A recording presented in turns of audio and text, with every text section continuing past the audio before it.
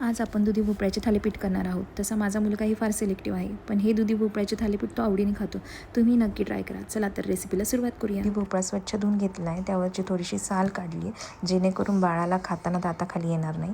त्यानंतर भोपळा आपण छान असा बारीक किसून घेतला आहे. थोडीशी कोथिंबीर, मिरची आणि लसूण, त्यासोबतच ज्वारीचं पीठ घेतलं आहे थोडं. एका बाउलमध्ये ज्वारीचं पीठ आणि किसलेला भोपळा घालून मिक्स करायचं आहे. त्यानंतर त्यामध्ये कोथिंबीर, मिरची आणि लसूण ग्राइंड करून मिक्स करून घ्यायचं आहे आणि त्याची छान असं बॅटर बनवायचं आहे. तुमचं बाळ जर मिरची खात नसेल तर तुम्ही स्किप करू शकता. इथे मी बेसिक मसाले ॲड केले आहेत. हळद, धना पावडर, जिरा पावडर, चाट मसाला आणि चवीपुरतं मीठ.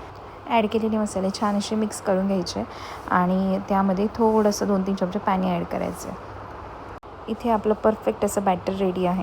तुम्ही कन्सिस्टन्सी बघू शकता. जास्त फ्लोई पण नाही आहे आणि घट्ट पण नाही आहे. तवा थोडा गरम झाले की त्यावर 1 चमचा तूप स्प्रेड करून त्यावर आपण मिनी थालीपीठ करून घेणार आहोत.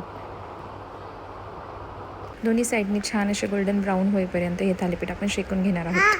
आपले क्विक, टेस्टी आणि हेल्दी थालीपीठ रेडी आहे. अशाच नवीन रेसिपीसाठी फॉलो करायला विसरू नका. थँक्यू.